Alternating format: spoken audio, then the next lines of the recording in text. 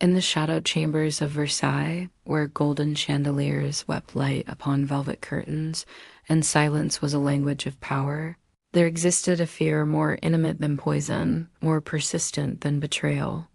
It did not slither through the corridors in the form of a courtier, whisper or hide within the folds of a silk letter sealed with wax.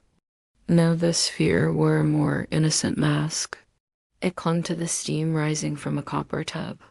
It dripped from the edge of a lace towel. It perfumed the air with lavender, rose, and rot. For in the court of Louis XIV, the Sun King himself, God among mortals, adorned in gold and delusion cleanliness was not virtue. It was risk. It was, quite literally, a brush with death. And yet there was one who did not fear the water. Daughter of a disgraced physician and granddaughter of a witch burned beneath the spires of Rouen, Elizabeth was unlike the powdered peacocks that strutted through the hall of mirrors. She was not beautiful in the classical sense, her face too sharp, her stare too direct, but she possessed a mind like a scalpel. Her ritual was a secret affair, conducted behind thick drapes in the western wing of the palace, where the marble grew cold and the servants refused to linger. She boiled herbs, rosemary, thyme, mint, and steeped them like tea. A page boy no older than 12, assigned to carry towels to Elizabeth's chamber, was found slumped in a hallway. Whispers, wet and rasping, slithered beneath locked doors. Eyes wide, mouth open in a scream he never finished. No wound, no fever. Simply gone. She was protected by the favor of the Dauphin himself, who found her refreshingly clear-headed in a court full of dullards. And so the mystery grew like mildew in hidden corners. She poured them into the water, stepped in slowly, as though entering a sacred rite, and submerged her doubts beneath the surface. And a silence that made even the most seasoned noble fidget in her presence. Her name was Élisabeth de Mirevault.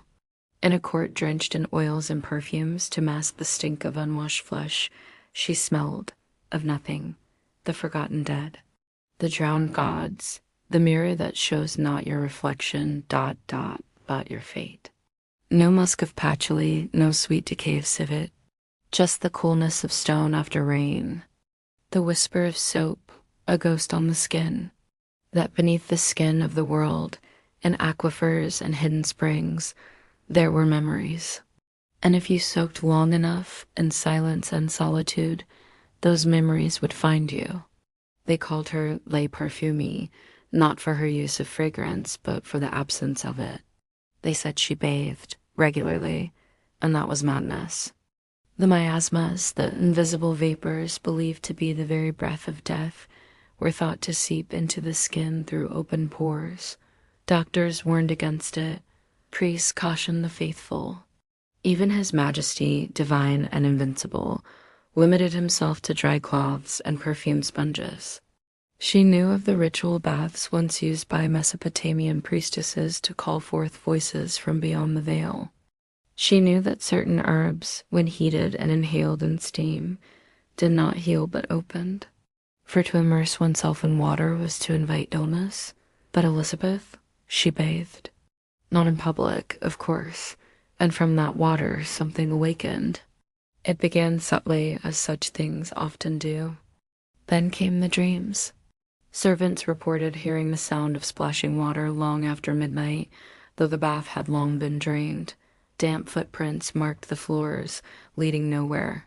But no one accused her, not yet. It was the king's own barber surgeon, Monsieur Talvin, who first dared speak of it aloud. He stood trembling before a council of nobles with skin the color of powdered ivory and hearts as gray as ash, and uttered the unthinkable. She is opening something. When pressed, he explained.